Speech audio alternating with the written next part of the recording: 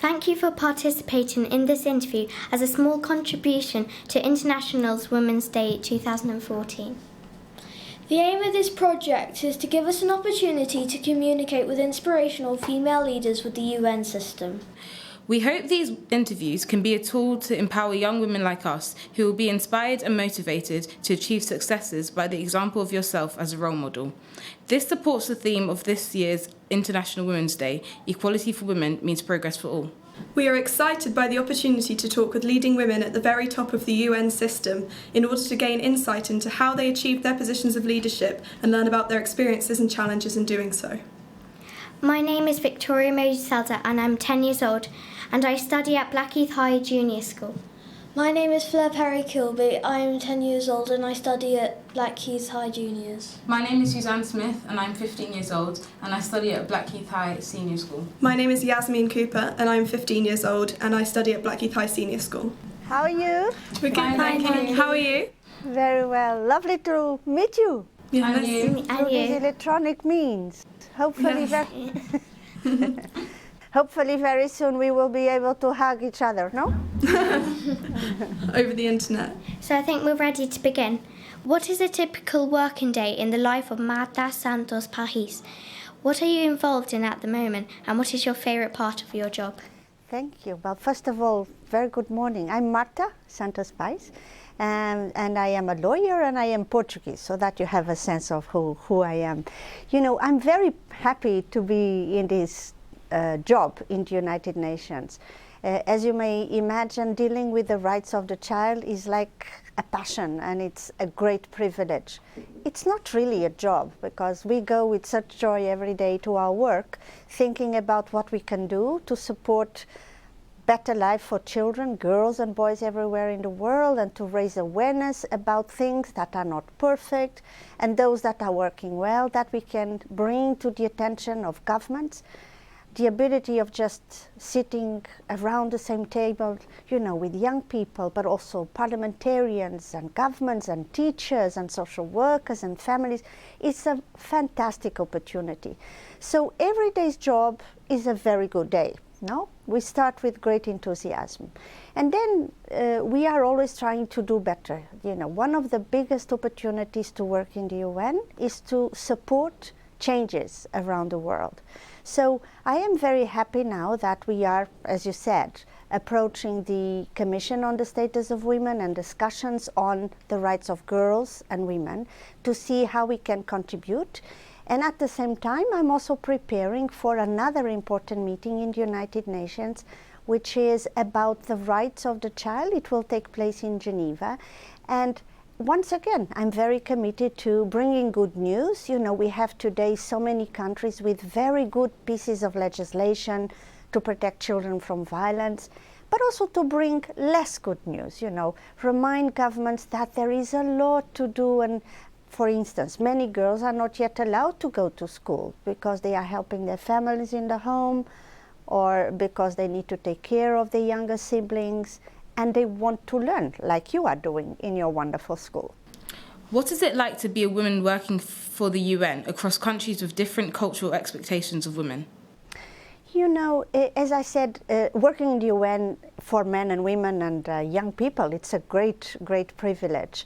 As you know, the United Nations is the widest forum that exists in the world where representatives of governments from all regions of the world can sit to discuss common concerns, to identify problems, and to try to challenge their creativity to find solutions that can work, that can help us to improve the reality for everyone, and particularly for girls and boys around the world.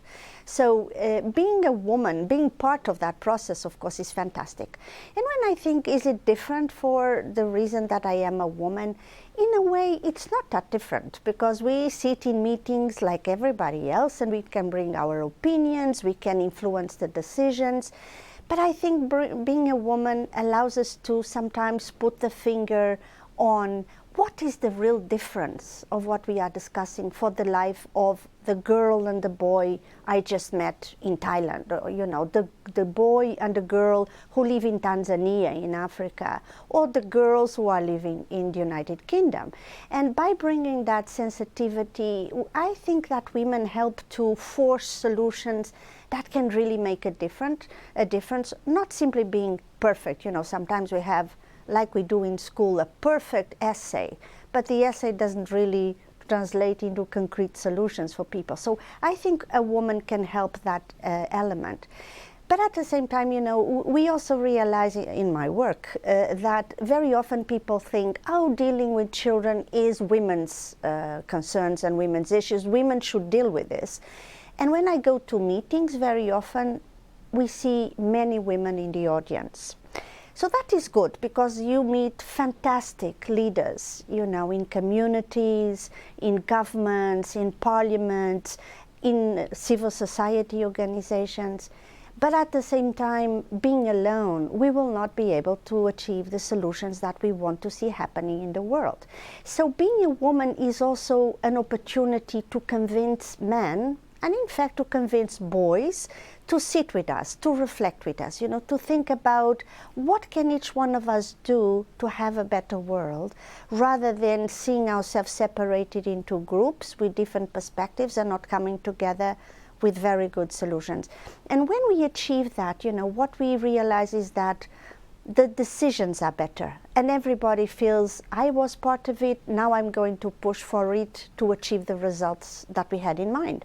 And I imagine that being in the UN, working women and men, is not very different from what you may have in a school where you have girls and boys discussing together about common issues of concern, when they discuss bullying, how you prevent it, how you bring solutions. So I'm sure you will have many similar situations like my own in your daily work with colleagues who are boys and who are not girls like you.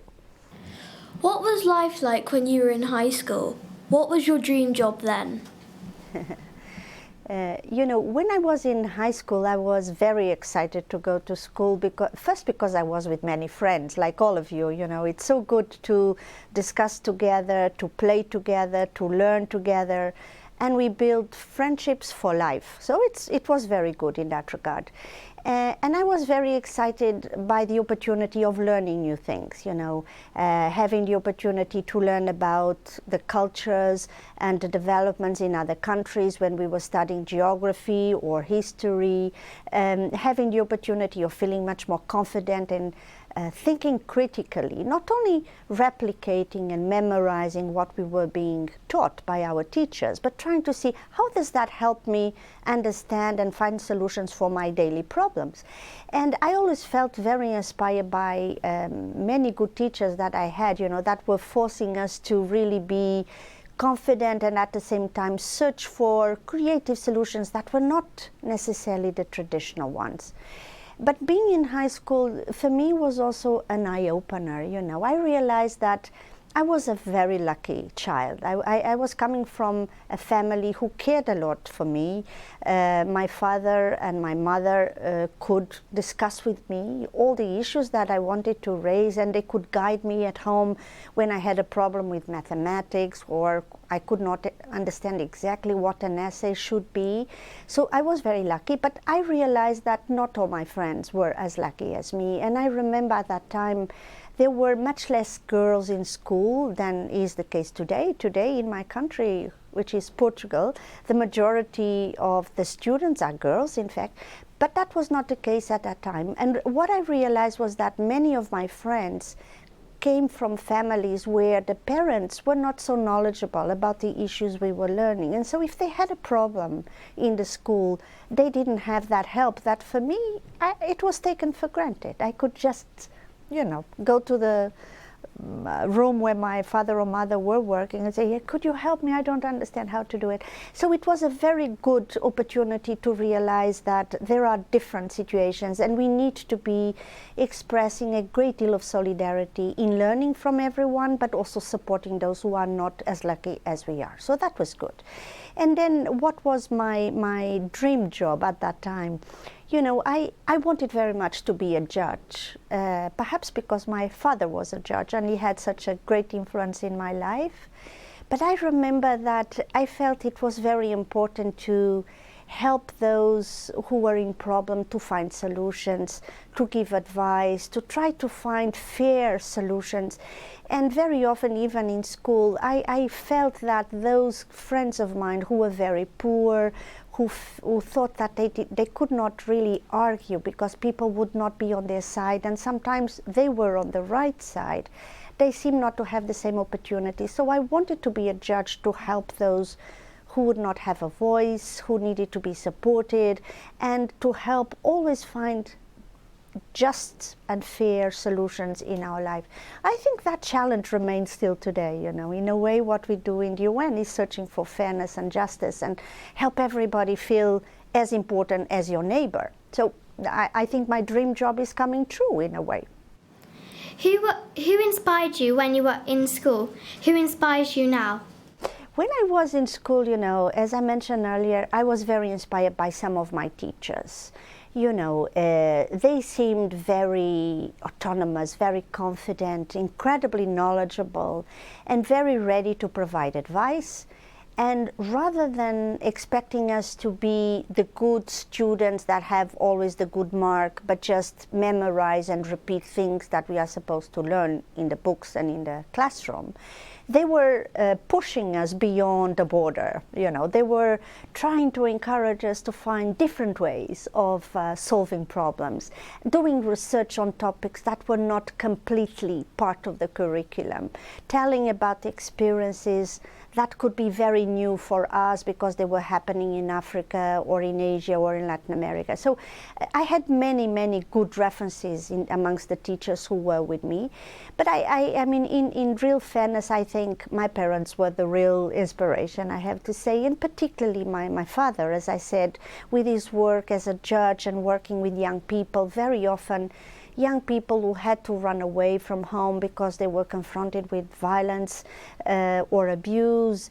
They didn't have really a place to go, and his voice and his support as a judge was very important. So he kept me inspiring me all the time. Now, today, if I think about what is inspiring me the most, to be honest, I think it is the girls and boys I meet every day, you know. Girls like you, because all the time you bring a lot of creativity. You make us realize that problems that seem very difficult can be solved, and you help us discover realities that seem so obvious that we fail to notice it. You know, I'm going to tell you a little story. One day I was in Africa and we were discussing trafficking in children.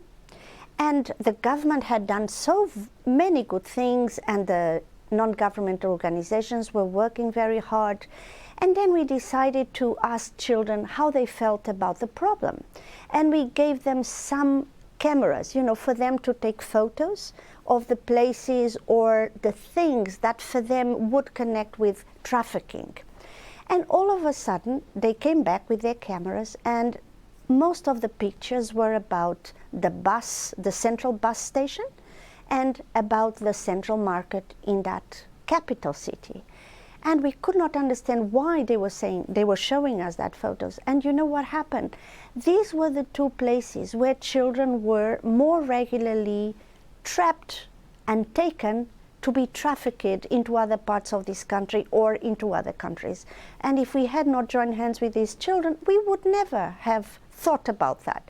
So I feel very inspired by young people. They make me feel very young, I think, also. But they always, open new avenues for us to go with greater reassurance and greater hope to make a better world for all. One of our learning pillars at Blackheath High School is enterprise. What advice would you give girls at school on how to succeed on the world stage? What advice would you give us on how we can engage with important global issues and help the global community? Well, my advice is always believe in yourself, and you will bring such great suggestions for everybody. And I'm sure you're doing that amongst your friends and peers in the school and outside of school. Engaging with the global issues seems sometimes very distant, but in fact is very easy. You know, today with very easy access to new technologies, we are talking and we are in different countries, and it seems like you are just here with me. It's so beautiful. It becomes much easier to follow the issues and try to understand how you can contribute. And in my work, I realize that there are many children and young people who are doing just that. So I'll give that as an example. You know, in countries in Asia and in Africa, for instance, they are building child rights clubs, school clubs, or they are organizing groups that make drama or provide for peer education for other friends to discuss issues that are of relevance for all of us. For instance, very often they say, oh, I have a friend who is a girl, and the parents of this girl forced this girl to get married when she was just 12. She is very young and she was forced to leave school. We don't want that to happen. She loves school. She was learning so much. She was such a good student. And if she gets married, she will not be able to develop fully, and she can become married later in life. So, you know, these young people generate debates with the parents of these girls, with the people in the community where they live, in the school themselves, you know, inviting parents to come and listen to them, sometimes by making a little theater play where they make a caricature of the issues that they want to portray. And that helps to raise awareness in the countries, in the communities, about the issues we are discussing in the United Nations. Child marriage is one that is very important for all of us. So I would say that also for you, I'm sure you're doing this, but I would say that in your school, it may be very interesting for you to organize some debates and to engage your friends and the teachers and the parents, perhaps invite some people you know that are very knowledgeable about the issues you want to discuss, and then start a process where everybody feels engaged, and then you can tell us here in the UN what were the results, what were your recommendations. In fact, in my work I have a website. You know, my title is very long, but it is Special Representative of the Secretary General on Violence Against Children. And if you Google this, you will find my website. And in the website, we have what we call a children's corner, where we put many materials and news that can be of use to you. But we also want to hear from you so that we can put in our website the news of the work you are doing. I just wanted to show you one of those materials that we have just published recently, which is a child-friendly version of one convention for children here, adopted here in the United Nations. And as you will see, you can see it on the website. It has beautiful, you know, pictures, but it explains in very simple words how you can make use of this convention adopted by the United Nations. So it's just an idea, an example. But I want to hear, of course, about the things you will do. I'm sure you will tell me. Yeah. Thank you very much. That was really interesting. Thank you. It was such a pleasure to talk to you. I hope we will continue, even if it is not for this purpose. Every day should be Girls' Day, isn't it? So let us continue our discussion. Of course. Okay. So see you very soon, and all the very best to you. Much success for what you are doing. It is so important, the work you are doing. I really want to give you my congratulations. Great questions and great comments from your side. Yeah? Thank you. See you very soon. Thank you very much. Bye. Bye.